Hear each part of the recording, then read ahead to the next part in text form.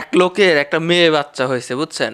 তো মেয়ে বাচ্চাটা এতটা সুন্দর হয়েছে, কিন্তু তার বাপের বিশ্বাস হইতেছে না যে এই মেয়েটা কার মতো হয়েছে। কারণ হচ্ছে তার মাও তো অতটা সুন্দরী না, বা তারপরে সেও অতটা সুন্দরী না, কোনো মতে মিলতেছে না। তো তার মনের ভিতরে খটকা লাগতেছে যে আসলে কি এই সন্তান আমার, নাকি আমার বউ আসলে আমার অগোচরে অন্য কারোর সাথে মানে করেছে আর কি। তো স্বামী স্ত্রীর মধ্যে ঝগড়া ঝামেলা তৈরি হয়ে গেল যে না, এর চেহারা তো আমাদের সাথে কিছুতেই যায় না। তো আমরা চলো ডিএনএ টেস্ট করি। তো স্বামীর এই কথা যদি বলে স্ত্রীর কাছে, সো স্ত্রী তো রাইগা ফায়ার হয়ে যাবে, বুঝতে পারতেছেন যে আমার উপরে সন্দেহ করো, নানান ব্যাপার স্যাপার।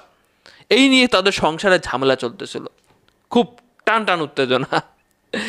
এক পর্যায়ে তার মেয়ে বড় হচ্ছে, মেয়ে সুন্দরী হচ্ছে, আর বাপের টেনশন বাড়তেছে। এত সুন্দরী তো মেয়ে হওয়ার কথা না ভাই। সে এক জায়গায় মানে আরেক জায়গায় ট্রান্সফার হয়ে তার বাবা গেছে তার মেয়েকে স্কুলে ভর্তি করায় দিছে। তো স্কুলে ভর্তি করানোর পরে দেখা গেল যে ওই ক্লাসেরই একটা মেয়ে, দেখেন কি অবস্থা, ওই ক্লাসেরই একটা মেয়ের সেম দিনে জন্মদিন, তার মেয়ের যে জন্মদিন হয় এবং সেই মেয়ের জন্মদিন সেম দিনে।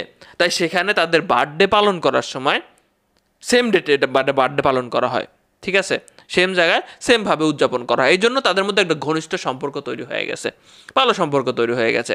সো একদিন ওই মেয়েটার বাবা গেছে, বাবা মা গেছে, দেখা হয়ে গেছে যে একসাথে যে দুইটা মেয়ের বার্থডে আর কি, আরেকটা মেয়েরও সেখানে বার্থডে। সেখানে যা দেখে মেয়েটার মা যে তার যে কম বয়সে যে তার যে চেহারা সুরত ছিল, এরকম চেহারা সুরত ওই মেয়েটার দেখা যাচ্ছে, মানে আরেকটা মেয়ের দেখা যাচ্ছে ওই স্কুলের। অবাক করা ব্যাপার। তো তাদের মনে সন্দেহ জাগলো যে কী ঘটনা কি।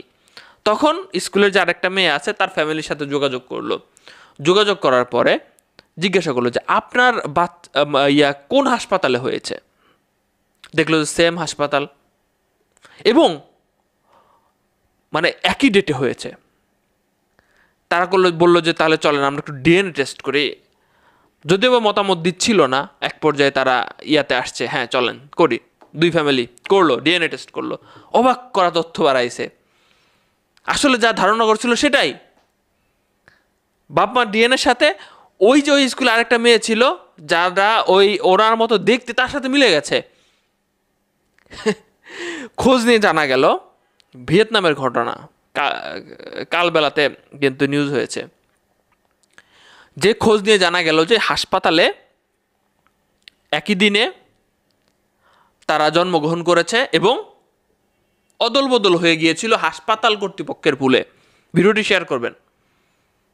এরকম বাংলাদেশে অহরহ অনেক জায়গায় ঘটে, আমরা এতটা গুরুত্ব সহকারে দেখিও না। গুরুত্ব দেওয়া উচিত। এটা সিনেমাকেও হার মানাবে, কি বলবেন আপনারা? কমেন্ট বক্সে লিখেন।